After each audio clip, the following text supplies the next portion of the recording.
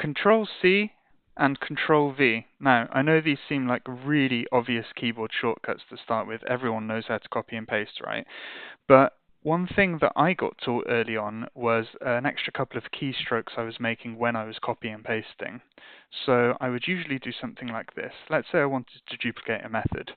I would highlight it, I'd press Ctrl, then C, and then I'd either click or use my arrow to get to the end of the brackets, and then press Enter a couple of times, and then paste in my new method, and then I could change it to, get to and start editing it here. But if I just undo what I just did, what's actually much quicker, which I got taught really early on, and it saves you a couple of presses, is after you press Ctrl C to copy the code, immediately, without pressing anything or moving your cursor, hold Ctrl again, press V, press Enter a couple of times, and then press V again. So it just saves you a couple of keystrokes there. So that's the first one, or the first two really, copy and pasting. The second one, let's fix some squiggles. So we either have red squiggles, which is an error, or we have the green squiggle here, which is a warning. And if I hover the mouse over it, or if I use my keyboard to get inside the squiggle, if I hold Control and press dot, it will bring me up a couple of suggestions here, and you can see that the injected maiden interface isn't actually being used yet, so I'm going to create and assign the field, and then if I just add an underscore at the start there, we can see it's now being called correctly. So that's Control dot. It will give you your suggestions to fix your errors and warnings. The next one, which I use all the time, is Control D, and very easy to remember. It simply duplicates a line. The other one, which I use quite a lot, is the Alt and arrow key. So if in this example I wanted to play the song after the integer was declared, instead of before, I can hold Alt and I can press down to move that line, and you can move it wherever you want within the file. So that's Alt plus arrow. Holding Control, then pressing M, and then pressing O. And the way I remember this is it makes everything 0 height. So O for 0, or close to 0 height. It collapses everything. So I'm going to hold Control, press O, M, then O, Mike Oscar, and then you can see everything here is collapsed. So if you have a really big file and you just want to find one thing, you could collapse everything and say, okay, I want to just change this put method here. Equally, there's an opposite to that. There's M and then L, Mike Lima, and the way I remember that is make everything long again. So you've got make everything 0 height or make everything long. So if I press Control M, then L, it will expand everything. So those two are the opposites of each other, MO, ML. Okay, the next one is Alt Shift plus dot, and that will find the next match in your selection. So this basically allows multi-line cursor editing, which is really useful for when those instances where a find and replace doesn't suit you. So if you wanted to do a simple find and replace, you might double click over this, hold Control and press H, and then you could replace maiden with, something else. But sometimes that's not suitable, especially if you want to actually edit some text in between, the declaration and something else. So I'll give you an example here. I've got maiden.playSong, and I want to change it to something completely different. So I'm going to highlight it. I'm going to hold Alt, hold Shift, and then dot, and you can see it finds the next instance of that. Now, if I move my arrow key around now, left and right, you can see that it's actually changing both of them. So let's say I want to pass something in here instead. I could pass 1, 2, 3, which it doesn't take. It's going to give me an error, but you can see it's done it on both of these lines, on line 26 and line 36. So Alt Shift dot is really useful for those times when you have many lines of code and you need to change something on all of the lines, and find and replace won't do the job for you. So let's get rid of that. Okay, next we have F9. This is a really simple one. This is to set a breakpoint.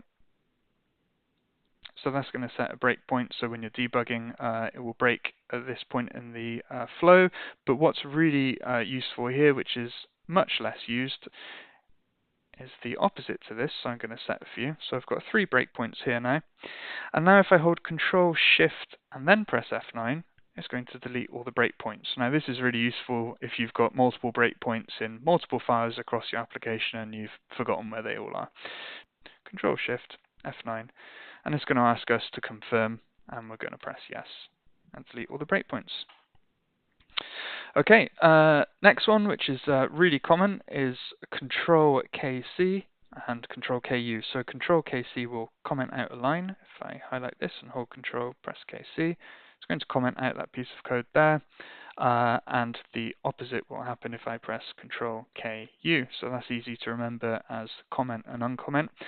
In later versions of Visual Studio, I believe you can now simply hold Control and press the / key, which is even quicker. Refactoring. So this is easy to remember as refactor. So Ctrl R, and that's going to rename all instances of an item, so whether it's a class or a variable or whatever. So if we find an example of this, we have our messages here. Now, if I was to manually change the variable name here to messages test, I would then obviously have to go back down to this line and change it there as well. If I undo that, and you can imagine there's some instances where you might have many instances of messages, and I hold Control and press R a couple of times, it's going to ask me what I want to change it to. So I'm going to put test, press enter, and you can see now it's changed the variable name and any references to it. So that's a really useful time saver for you there. Organizing your using statements. So there's a shortcut which will both remove unused using statements. You can see here we've got reference to system.link, which isn't being used, and you can also see that this list isn't in alphabetical order. So if I hold Control, press R, and then press G, it will delete the unused using statement and also organize these alphabetically. Now there is a similar shortcut which will format your document and get rid of unused using statements. So if I go into here, and I'm going to play around with the formatting a bit with the tab key, there we go, that's not formatted very well now. If I hold Control, press K, and then press E, it will format my document and get rid of those unnecessary usings. Or if I just undo what we just did, if I just want to format the document and not get rid of any unused usings, I can press Control K and then D. And sometimes you might want to do that because you might have a using statement up there that you know that you're going to need later on, so you might not actually want to get rid of them all. Okay, so the next one, Ctrl plus G. Now this isn't one I use very much, but if you're a really heavy keyboard user and you don't like using your mouse much, I suppose it could come in handy from time to time. But I'm going to scroll down here and I'm going to put my cursor on line 55 and say actually I want it to be on line 14 again. So Ctrl G, there we go, line number. So I'm going to press 14, okay, and it's going to take me there. So that's Control plus golf, no need for the K before it. Okay, next one, this is for searching for files in your solution, so Control plus Shift plus T for Tango, so Control Shift T, and this will find files in your solution. This is really useful because it will actually give you a snippet as well, as you just saw. So if I type in home, you can actually see it's going to bring up the home controller there, and if I just click on it with my mouse, it will actually give me a snippet so you can peek into it there. So that's a really useful one as well.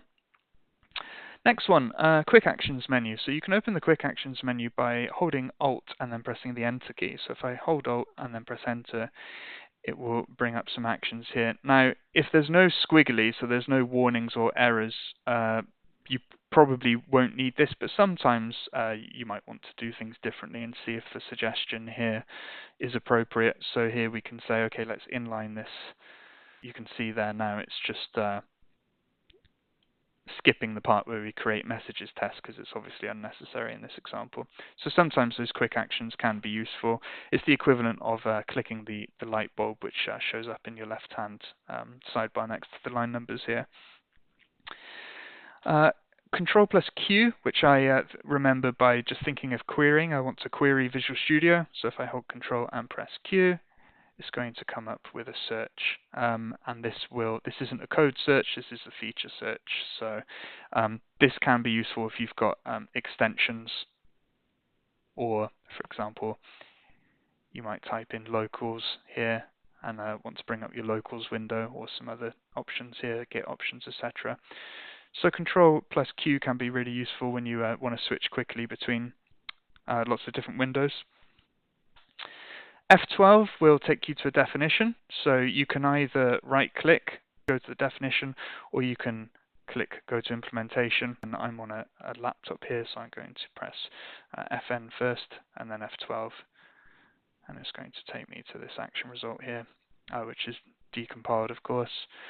Now there's also another useful one which you may have seen in that right-hand menu, which is peak definition, which is Alt F12, and that's much quicker when you do it on your keyboard. So if I hold Alt here and press F12, it will peek into the definition here. So this can be useful if you just want to see what's going on under the hood. Maybe you've got a method and you want to just really quickly have a look at what it's actually doing with whatever you're passing it. So that can be a really useful one there. Okay, just a few more to go here. Ctrl Shift and F12 will take you to the next error. Now, we're going to have to create a couple of errors first, so let's misname this.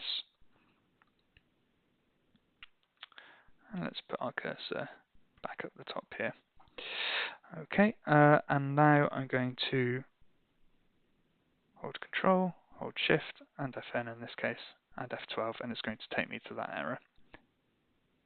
And then F12 again will take me to the next one.